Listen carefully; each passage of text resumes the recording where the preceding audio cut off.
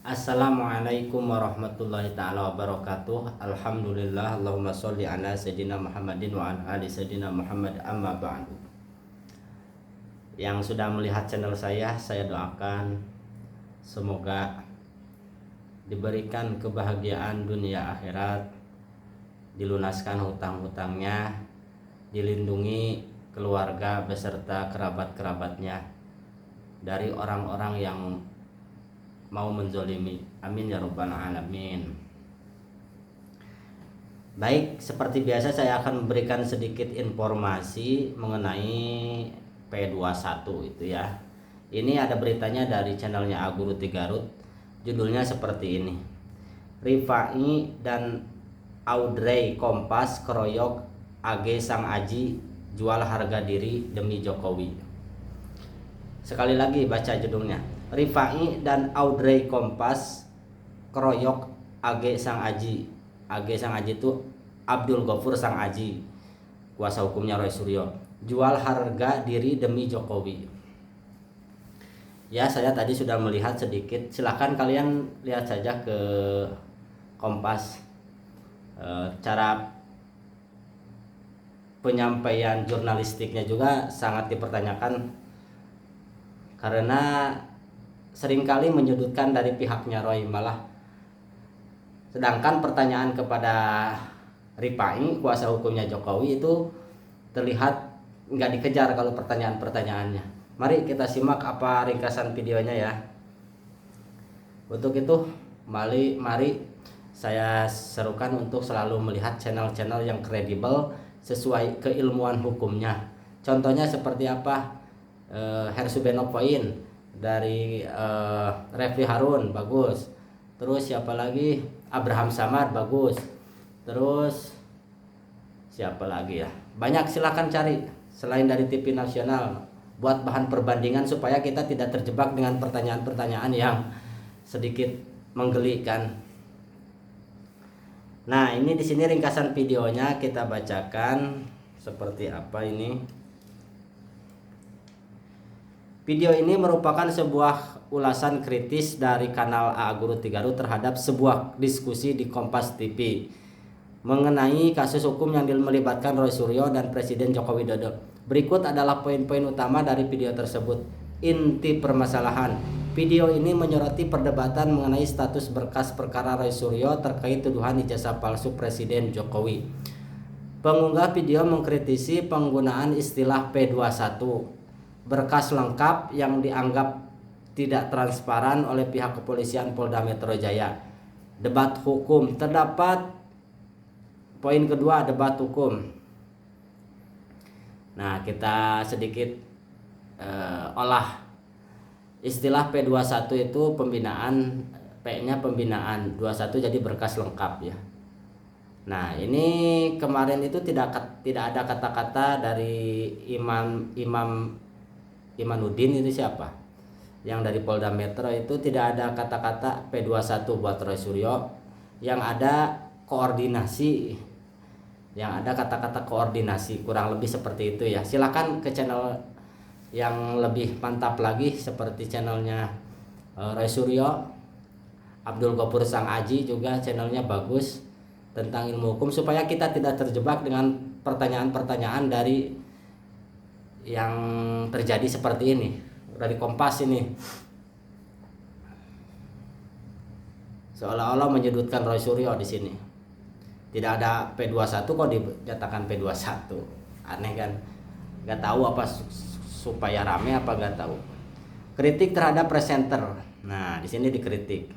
Oh, ini debat hukum. Terdapat dua pihak yang berhadapan, yaitu kuasa hukum Roy Suryo Abdul Ghafur Sang Aji dan kuasa hukum Jokowi Rifai. Sang Aji menekankan pentingnya surat formal P21 sebagai bukti administratif bahwa berkas telah lengkap. Nah, itu poinnya. Jadi P21 itu bukti. Gimana sih Rifai ini? Kalau kata Rifai nggak perlu ada kata-kata P21. Nggak perlu ada istilah P21 gitu. Pokoknya yang dikatakan kemarin oleh Polda P21 saja gitu. Tidak tahu kok seperti ini Rifai.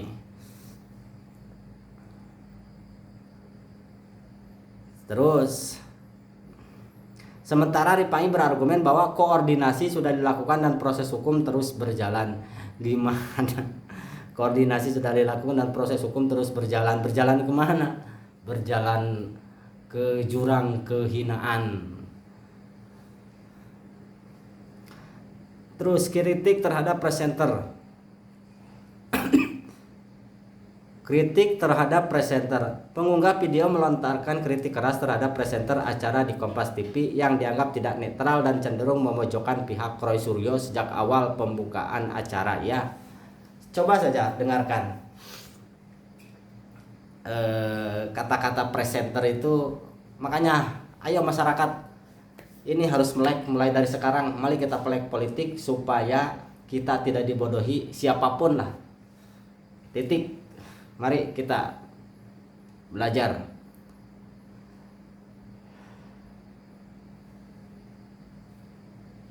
Analisis prosedural. Sang Aji mempertanyakan transparansi penyidik karena durasi pengiriman berkas yang dianggap terlalu lama mencapai 129 hari dan menilai pernyataan pihak kepolisian hanya bersifat lisan, bukan berdasarkan administrasi formal yang diwajibkan dalam hukum acara. Iya, itu. Makanya administrasi itu dari pihak Jokowi mah selalu apalah lampu merah terus, nggak mengenal administrasi. Secara keseluruhan, pengunggah video berpendapat bahwa proses hukum ini tidak transparan dan menyatakan ketidakpuasannya terhadap cara media arus utama, dalam hal ini Kompas TV, menyajikan perdebatan tersebut kepada publik. Nah, iya benar. Harusnya media itu membuat perdebatan yang ilmiah. Kalau ini perdebatan nafsuniah. Jadi mentang-mentang penguasa yang jadi perkara jadi tidak tajam. Itu lihat kasusnya kepala BGN. Kemarin diperiksa terus langsung jadi tersangka kan, cepet, cuma 2 hari, cuma 2 bukti kalau nggak salah. Saya mendengarkan sekilas-sekilas saja, soalnya ini lebih penting beritanya dari. Terus kita tanyakan mengapa Sang Aji meragukan validitas pernyataan Dirkrimum. Nah, di sini kita tanyakan Polda Metro. Menurut Sang Aji, ia meragukan validitas pernyataan Dirkrimum Polda Metro Jaya karena dalam penanganan perkara pidana, dasar yang sah adalah administrasi perkara formal, bukan sekedar koordinasi lisan. Sang Aji berpendapat bahwa pernyataan tersebut tidak didukung oleh keberadaan surat P21 secara nyata, yang seharusnya menjadi bukti administratif bahwa berkas perkara telah dinyatakan lengkap dan siap disidangkan. Nah, itu. Jadi harus ada suratnya baru dikatakan. Ini suratnya nggak ada kok, media juga mengatakan. Kompas gimana nih? Kesel ya.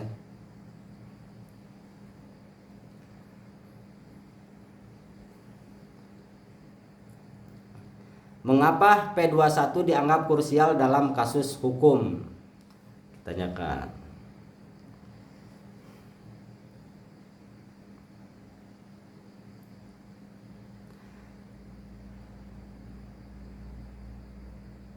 Berdasarkan penjelasan dalam video, dokumen atau surat P21 dianggap krusial secara hukum karena merupakan kode administrasi resmi dari kejaksaan yang menyatakan bahwa berkas perkara telah diteliti dan menyatakan lengkap untuk dilimpahkan ke persidangan.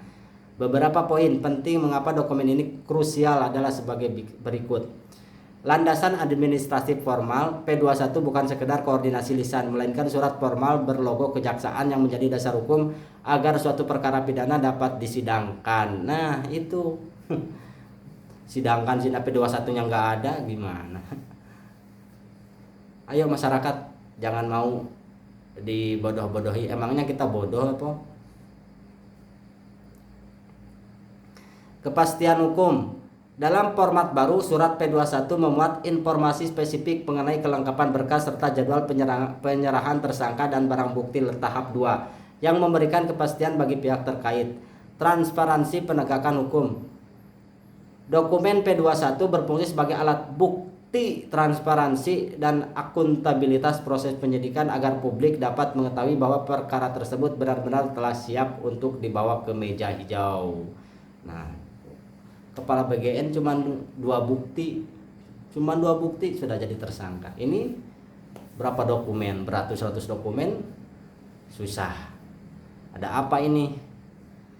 Tanyakan pada hati, gak pada rumput yang bergoyang.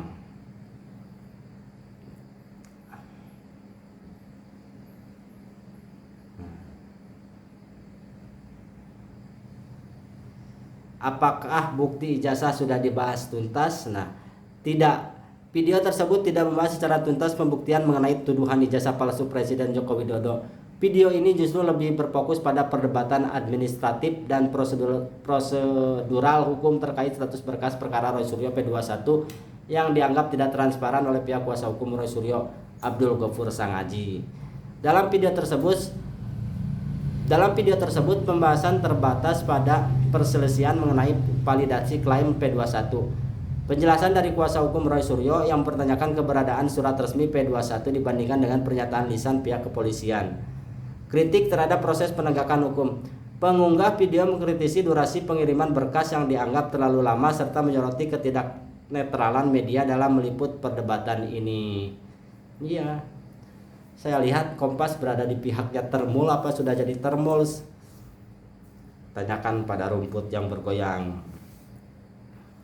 Satu-satunya penyebutan mengenai substansi ijazah hanyalah klaim dari kuasa hukum Jokowi, Rifai, yang menyatakan bahwa pihak Jokowi meyakini ijazah tersebut asli dan diperoleh secara sah melalui proses perkuliahan dan wisuda di UGM. Nah, ini para pemburu ijazah Jokowi, Bon Jovi itu sedang melakukan sidang di PT UN. Jadi melawan UGM gitu. Di sini UGM diminta transparan. Kita dukung terus channel-channel yang pro media yang pro rakyat, jangan pro kepada penguasa yang dolim. Mari kita sudahi dengan bersyukur alhamdulillahirabbil alamin kita masih punya channel-channel yang waras, dan beralihlah dari channel yang tidak waras. Untuk itu, jangan lupa di episode selanjutnya saya akan memaparkan informasi-informasi yang kredibel dari YouTube yang keren-keren. Terima kasih. Assalamualaikum warahmatullahi wabarakatuh.